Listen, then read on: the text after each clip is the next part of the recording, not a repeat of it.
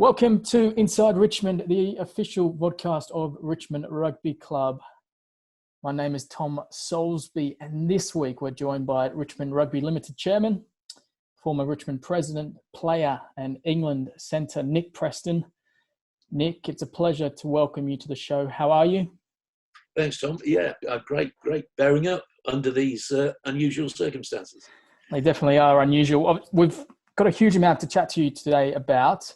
I think it's really important we chat about London Scottish and the decision that was made last week from them. But we can also touch on your Richmond career, your England career, your role now, your role as president and so forth. But I guess to kick things off, let's chat about your role at the moment. So you're the chairman of Richmond Rugby Ltd. Can you sort of explain what that generally involves and what your role is? Yeah, Richmond Rugby Ltd is the sort of the organisation, the umbrella organisation that sits with Richmond Athletic Association and Richmond Football Club within that group. It's organised that way because it is actually seriously the most efficient way that we can run the club, and there are certain sort of tax implications to all the different elements which make it just very advantageous for us to operate that way. My primary responsibility, as I see it, is, I suppose, setting the goals and objectives of the whole club. At the moment, one of the big items that we spend time on is the redevelopment of the ground, of course, but also it's things like how we spend our money, how we prioritise. So I think it's it's at that level. The important stuff, the things that people are really interested in is, of course, Richmond Football Club, everything rugby related. John Heaton runs as chairman of RFC, so he's the guy in the hot seat. And Mike Hobbs has responsibility for the ground itself for the RAA. So all of the activity that we have and see going on at the moment and increasing is down to Mike. So I hope that's sort of clear. Definitely. And you served, obviously, as club president before this. But what do you enjoy the most about your current role with the club? I think it's just being involved for a start. I think, like most people who play down at Richmond, children come along and you then want to see your kids playing lacrosse and hockey and football and rugby. And so I spent a good deal of my time sort of standing on the touchline watching them perform, and I'd get down to the club sort of 3 or 4 times a season, but not really as an active member. And then I was very fortunate that Robert Ellings gave me the chance to come back as president. And within about 4 weeks of coming down to the ground, going to the away matches, I suddenly realised just how much I'd missed the club and the environment and so many friends that I played with that were still going down. So when my presidency was up after 3 years, which I'd thoroughly enjoyed, I sort of didn't really want to just go back to occasionally turning watching games. And again, I was very fortunate to be invited to sit on the board. Now I think it's probably, I joined the board at a time when the White Knights were really still running things.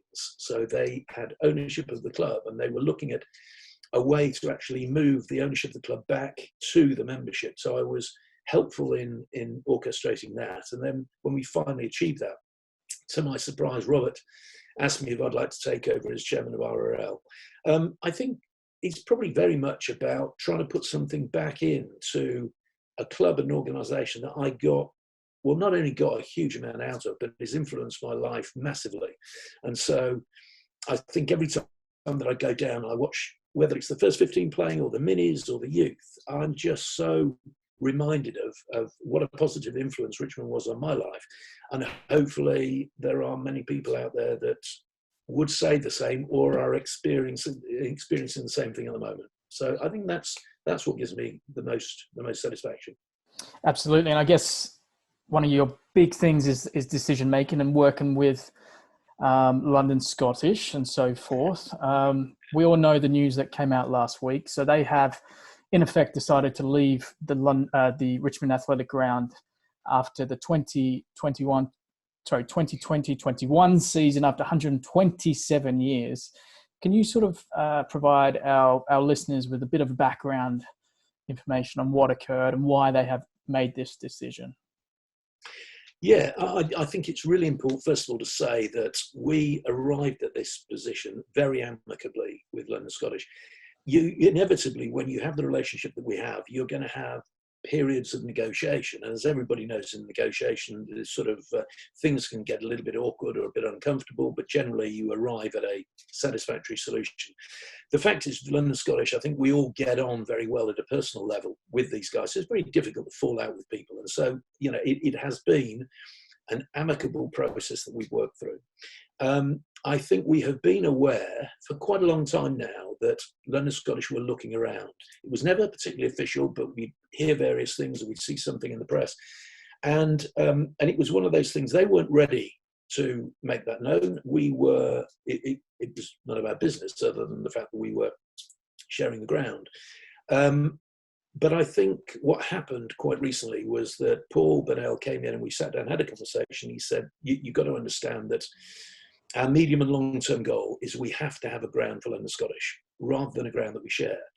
I think their feeling was that when we are both in the championship, they felt that they were the second team.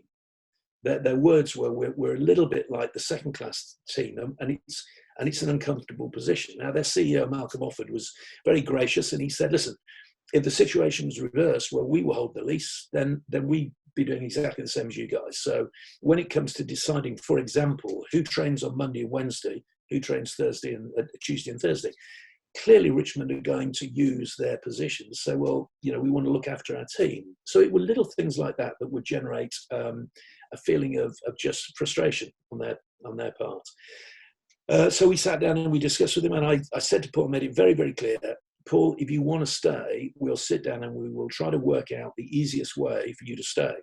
But if you've decided you want to go, we will have a similar conversation, but we'll help you leave. And I think once we'd had that open, frank discussion, it was clear that they wanted to move on. We were able to sit down and help and negotiate a deal that they're comfortable with. And by the way, both parties were in violent agreement that this season should be genuinely a celebration of 127 years of cooperation, playing on the same pitch. I think every single person around that table has got really good friends that we've known at London Scottish, and for them, people at Richmond. I had a note more or less within 24 hours from Ali McCarg, who's a good friend of mine and a Scottish international with 40 odd caps, saying, what's happening, Nick? And I went back and explained. So we realised we were very mindful of the history of these two clubs. But I completely understand London Scottish wanting to do what they're doing, and they've decided this is the right time for them to do it. So that's pretty much the background of what happened. And do you think, obviously, they've decided to stay on for one more season? You mentioned it there, but do you think that's really the best decision for both parties, for ourselves and London Scottish, to have that last season together? Yeah, I think they were very seriously toying with moving sort of in the next month or two. And it all seemed to me to be rather rushed. It perhaps wasn't going to give them the opportunity to manage their membership, to manage their teams, to organise training, minis, youth, etc. And from our point of view, it would have been very sudden because it would have implications on the revenue that was coming in. And again, we just had a very open conversation saying, look, is this really the best thing for London Scottish, or wouldn't it be better for us to have that year? And similar, enjoy the year, enjoy playing together, and really recognise that 127 years of sharing a ground is something really rather special. I'm absolutely convinced it's the right thing to do, to have that extra year. Yeah. I guess from our point of view, from Richmond's point of view, are you confident this won't have a negative impact on us going forward as a club? Are you excited about the opportunities this might present ourselves? I am massively excited. I mean, I think to start with, the first, particularly at a time like now, where every stream of revenue for every sporting organisation is sort of under threat and everybody's uncomfortable, and a lot of stuff has been in the press. And in fact, even this morning, I got a note from the RFU saying, the uncertainty that's going to be there for the next sort of 4 or 5 years. Yeah. And we're no exception to that. So the first reaction was, how is this going to impact on revenues? But I think that there are many organisations within our catchment area that would be very interested in working with us in some sort of capacity or other.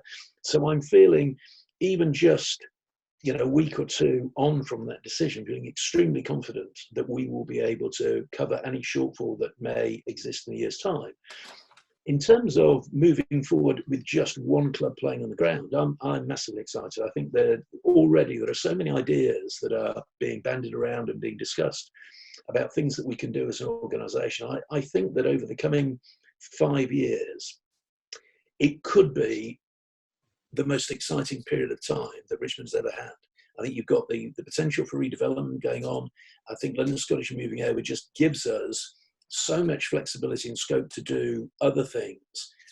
So whilst I do, again, want to make it very clear, I was sad when London Scottish announced that their departure, although I understood 100% why they were choosing to do that.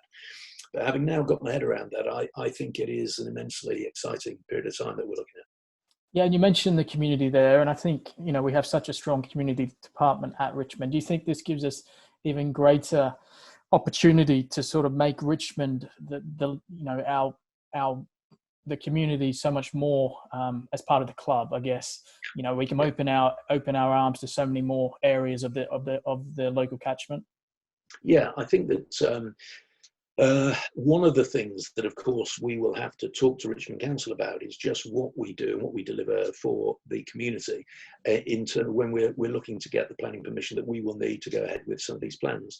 So I think whilst London Scottish never stood in the way of that, it's somehow, I think it's just going to be easier to move in that direction. I think it's going to be, we will have more space, more pitches that we are able to allocate for different usage. And so that will allow us the opportunity to go to different organisations within this community and say, have you thought about coming down to Richmond? We're prepared to do this for you. As we redevelop the ground, some of the things that we may wish to put in place, some of the other facilities that will service that community. I do think that it's going to be complementary to what we're trying to do. Yeah. You mentioned the redevelopment. We'll touch on that in just a moment. But I guess one final season with London Scottish, there's so many existing and past friendships between both clubs. Are you really looking forward to celebrating this final season together? We're back in the championship. We'll have our derby matches. And will there be plans in place for a big sort of end of season event of some sort? Yeah, I think both of the games, London Scottish against Richmond, will be huge events as a result of what we're discussing. I remember the last time we played against them in the Championship, and it's one of the best days I've had down at Richmond, not just because we beat them. I think it might even have been the final day of the season, but we had something like 300 people sitting down, a big marquee at the end of the pitch, and Millsy was on fire with his speech, and it was great fun. There was a big group of Richmond people all making a hell of a lot of noise. So I can see two games that are going to be just like that, which I think will be great fun. As you say, I've got a lot of friends that I played against when they were at London Scottish and with when I was playing for Surrey and for Middlesex and sides like that. And they'll all be coming back because they'll be recognising this is their final season down at Richmond. And I think there's already talk of us doing some sort of dinner to mark them leaving. And I could see a summer ball, for example, where we maybe got 500 people turning up. So yeah, I think that side of things will be terrific. I think it will be, actually, by the time we finish this season and all the speeches have been made, etc., I think it'll be almost quite a melancholy event. But I know their membership and I know ours, and I think we're capable of letting our hair down and getting over it. Yeah, I've got no doubt about that. So the redevelopment, obviously really exciting for our club and for the ground. Can you sort of give Richmond people a bit of an update on where that is at the moment? Yeah, I think that we have wrestled with the design and how we are funding it, and some of the limitations that we know will be placed on the additional developments, which in turn will actually fund our own development of the ground. Interestingly, what's happened with the COVID virus is that, of course, a lot of people have started working from home, and there has been a general slowdown. One of the things I'm keen to do in the next week or so is send out a note just letting the whole membership know the level of activity that's been taking place down at the club, because I would say, if anything, in many areas, it's picked up. And this is one of those areas where there have been many meetings between ourselves, Richmond Council, the Crown Estate, the developers, and we've made significant progress in terms of bringing those numbers together. So I'm now feeling, whereas if you'd asked me that question 5 months ago, I'd have said, right, we still have an issue here. How are we going to address that? There's a bit of a shortfall. I think we pretty much closed the gap, and we needed to do that before we take it on to the next level, because we needed to know the project itself is viable. So I would say right now that we are pretty much at that stage. We're now starting to make noises about formal approaches and fine-tuning the development and things like you were mentioning earlier on, which is, what are the things that we can do which can demonstrate are adding value to the community? How can we include that in the project? So we're getting now to the more creative and quite exciting bit where people get really quite fired up about what the ground is going to look like after this happens. Yep. And I guess, have there been any sort of designs or facility ideas in place so that you can go into detail, or is that still all to come shortly? I think it'd probably be premature. I mean, suffice to say that with the exception of the pavilion, which is a listed building, we're looking at pretty much bringing everything down and then moving the stadium around, and then probably providing better and more extensive training facilities, and also providing some sporting facilities for people in Richmond and the surrounding area. So it won't just be exclusive for Richmond, but we'll be in a position, as we were talking earlier on, to be able to provide benefit to the local community. But I don't really want to go into any more detail because I think it's a moving feast at the moment. Yeah, absolutely. It sounds very exciting. So we will await further updates on that front.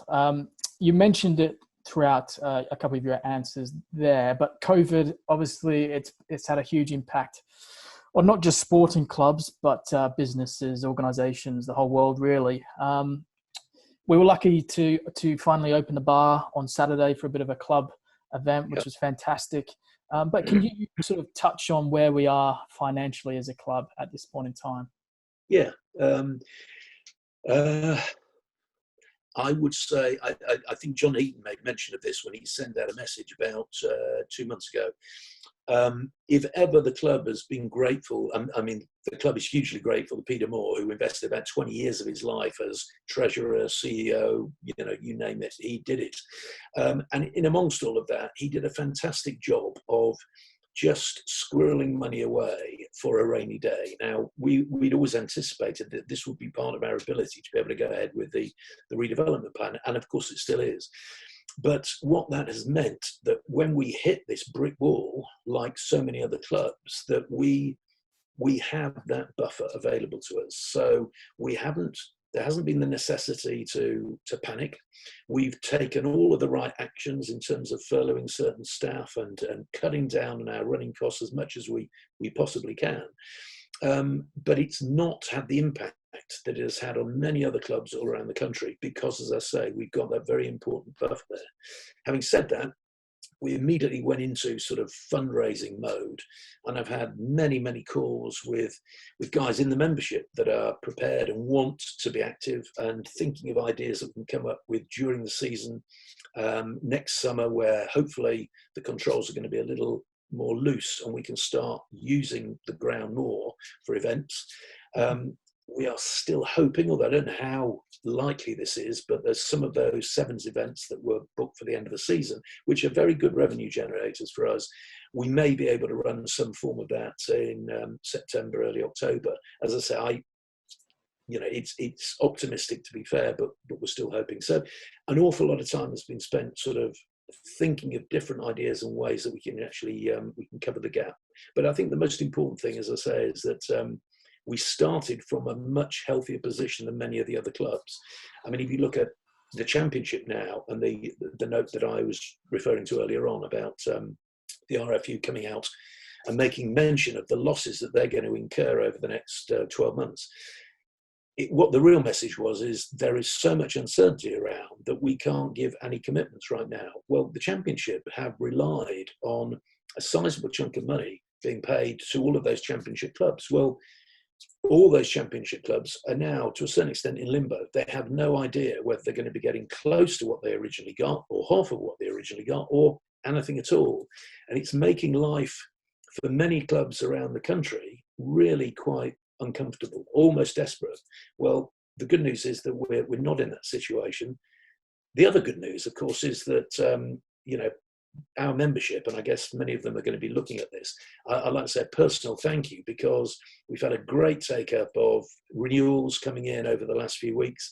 It is hugely important to us that our membership continue to be committed to Richmond, continue to support us in everything that we do. It came as no surprise, by the way, because that is just the way that the Richmond membership operates. But anyway, yeah, thank you very much to all of you out there, because it makes a massive difference to us. It's hugely important to us. Absolutely. And I guess one final one before we dive back into your career as a player. What would be your message to the Richmond people as we look to push through COVID and I guess get excited for what should be a cracking season? Mm-hmm. I think it's fair to say that there will be ideas and events that will be coming up that we will be wanting to promote. As you all know, generally when Richmond put on an event, it's a lot of fun. So it's not like I'm trying to sell something that is difficult to sell. But what I'm saying to you is, please come along and join in. And if it's a dinner or a lunch up in the city, or if it's a lunch or a dinner down at Richmond, these things are really important to us to get things moving, get things rolling. Obviously, the rugby down here, we don't know how many we're going to be able to get in. I certainly don't think it's going to be behind closed doors. But again, please get yourself down and let's get things moving. I went down to the club yesterday when they opened the bar for the first time, Saturday, and they've done an outstanding job of arranging a way that people can turn up, go through the club, buy their beers, and then exit in a very, very safe fashion. And so I have no concerns about us having taken the right actions to protect our membership. So I think that would be our message. Absolutely. Very good. Well, let's wind the clock back now to a time, I guess, when COVID didn't exist and life was a bit simpler. Can you sort of speak about your time at Richmond as a player and the moment you arrived at our club? I remember it vividly because I'd come back from France and I was looking for a club to play. And I actually went down and played at High Wycombe for about 4 weeks because I just wanted to get match fit before turning up at whichever club I decided to join. And I suppose at the time there was Wasps, Rosslyn Park, Harlequins, Richmond, Blackheath possibly. And so I looked at all of those, and to be perfectly honest, I knew pretty much all the number 10s at those clubs. And I won't say his name, but the weakest of those 10s was actually at Richmond at the time. So that sort of made my decision. Now, the thing that made it a lot easier was at the time also, Richmond had a ferocious pack.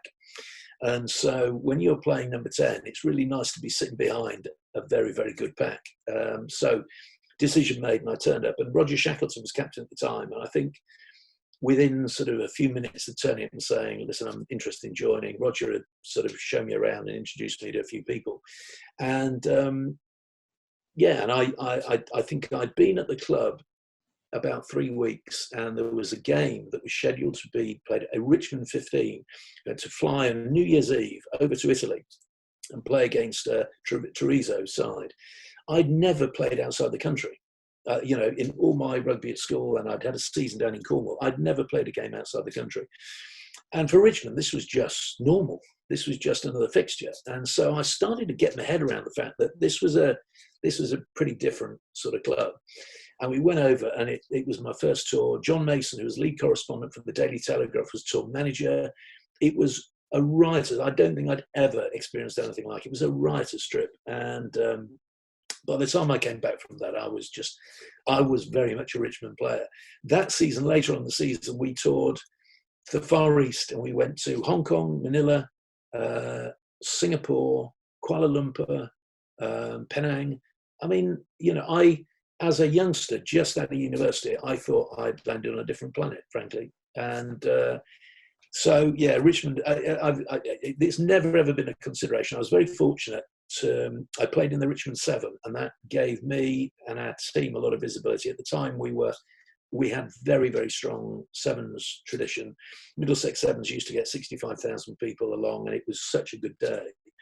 And I think it was probably on the back of that I got a bit of exposure and was lucky enough to get picked in England side. And even around that time, there were a couple of clubs that had said, are you interested in coming down and playing for us? But I think, the mates that I have made down at Richmond still have. I went to Tony Hamilton's funeral on Thursday. Very, very sad event. Tony and I played together for many years at Richmond. And there must have been over 100 people turned up down at Guildford. They couldn't even get into the funeral, but they stood along the road and applauded him, all wearing their Richmond jackets. I just don't see that in any other club anywhere in the country. So, yeah. So yes, that's my memory of starting playing at Richmond. Yeah, and you actually mentioned it there. You were part of a time when Richmond were very well known for its sevens and the Middlesex Sevens. What are your memories of playing those matches at Twickers in front of those big crowds? That is, looking back, it's some of the most exciting times because, playing at Twickenham is special, but playing at Twickenham in front of 65,000 people is something else. And a couple of those times, we had a Richmond second team in that final as well. So we really did have a great tradition. The other thing I remember about being out there is, as anybody knows who's played sevens, there is a hell of a lot of space out there when there's only 7 aside. So not only have you got 65,000 people shouting and cheering, but there is the other side of it, which is there's a lot of potential for making a mistake, missing a tackle, whatever. And so very, very intense, very adrenaline fueled. And the relief and excitement or satisfaction of winning one of those tournaments was immense. So, I think Terry O'Hanlon still has the record for having won 5 Middlesex Sevens, which is really impressive. Incredible, yeah. I guess which Richmond players did you love playing with back in those days? Which guys would stand out as guys that you would just absolutely enjoy going out on the pitch with? Well, I have to say all of them because there was a terrific team spirit. But the people that I think stand out for me, Dave Rollick was a very uncompromising back row, and he would just always have a half an eye out to make sure that nobody was being roughed up or bullied. Similarly, Ray Edwards, they still call Ray, one punch. It was important in those days because one of the things that people, maybe they do or they don't forget, but with all the cameras and things on the international side and the yellow card and red card system, it has almost eradicated foul play. When I played, half of the game was about making sure you had your wits about you, because if you're having a good game, somebody would be lurking, ready to just unsettle you, put it that way. And so you just needed to make sure that you had eyes in the back of your head a lot of the time. And so people like the guys that I've just described, and there were quite a few of those, you needed the enforcers in your side, would just be around just to make sure that you didn't get a little bit too much attention when you were on the floor or, whatever. So who were the other guys? Roger Shackleton, I was a big fan of. He was a really good skipper who led by example. Tony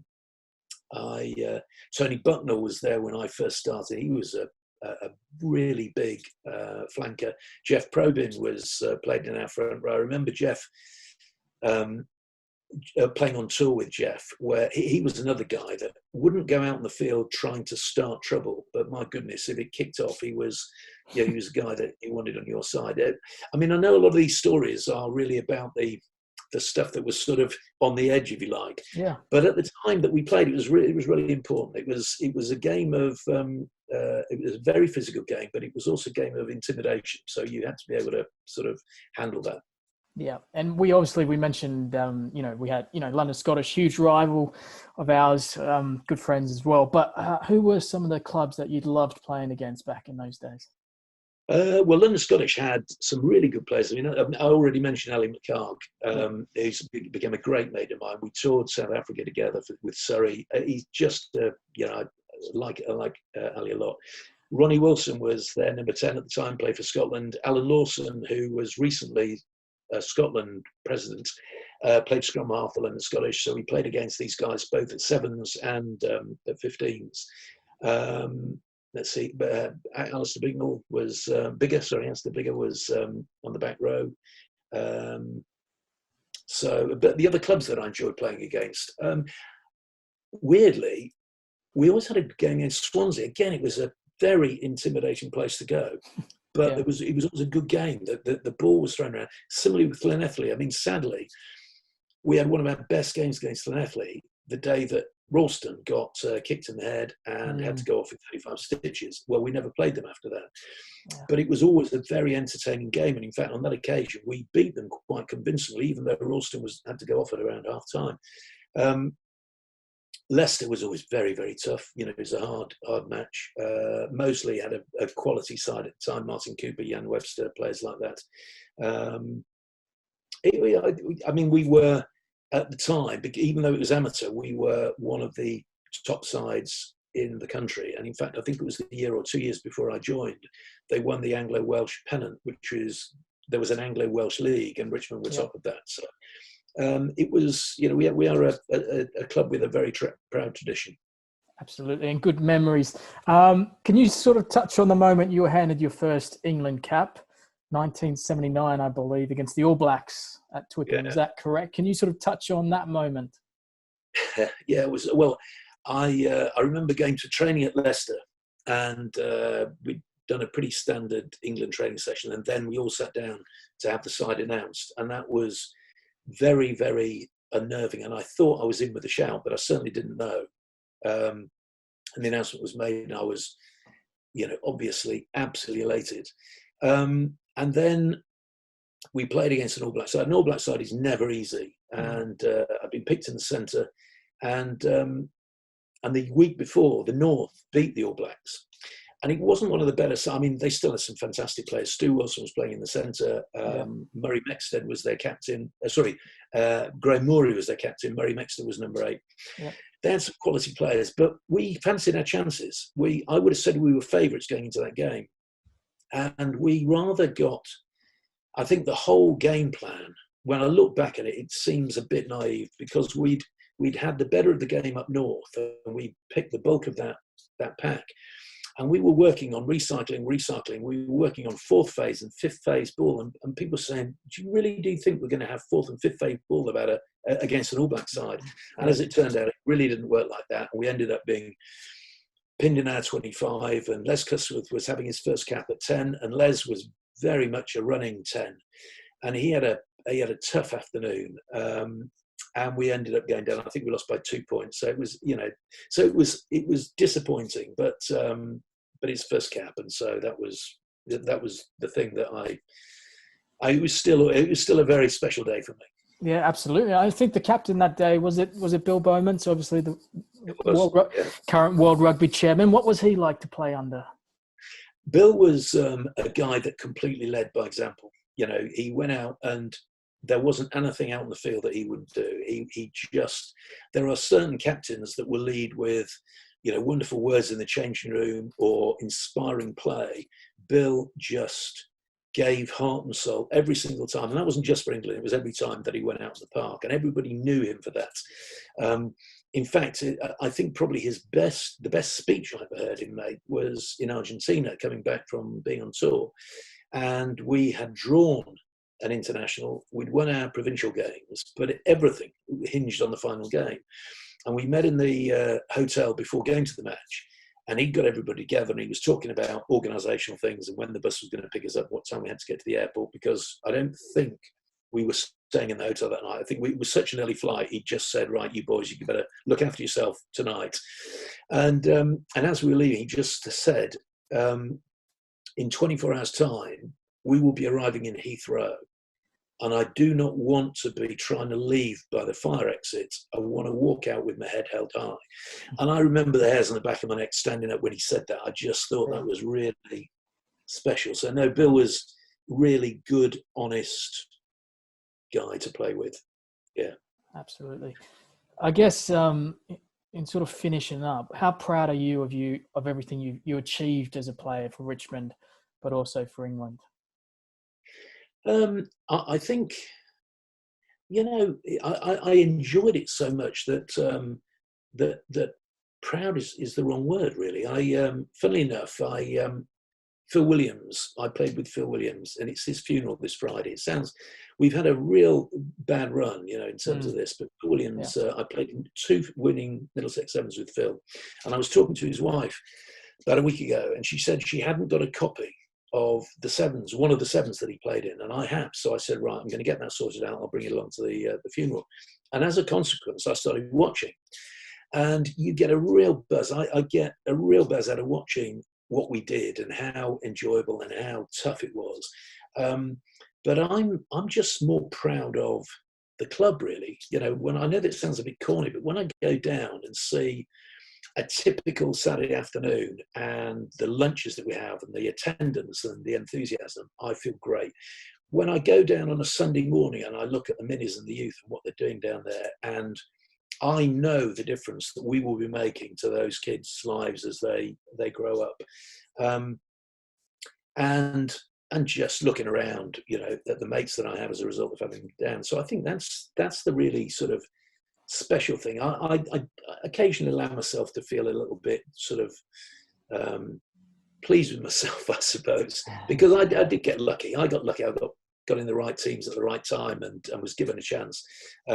So it is nice to look back. And I remember when I got my first cap, people would come over and say, well, nobody can take that away from you. And at the time, your state of mind is I'm not here for one cap. You know, I'm looking at sort of 30 or 40. So you're thinking all the time forward. But it was very, very true, because you never know how long it's going to last, how quick, you know. But the fact is, being able to say, yeah, I did that is very satisfying. It's great. Absolutely. Well, Nick, it's been fantastic to have you on the show. I guess thank you so much for your time, but also your honesty and your updates, which I think Richmond members will really appreciate as we move forward. And yeah, we look forward to catching up very soon, I guess, at the RAG. Yeah, absolutely. I'm looking forward to seeing you all down there just as soon as we can. Soon as we can. All right. Thanks, Tom. Thank you. Yeah, everyone, this has been another episode of Inside Richmond, the official vodcast of Richmond Rugby Club. We will see you next time for another episode, but thank you and see you later.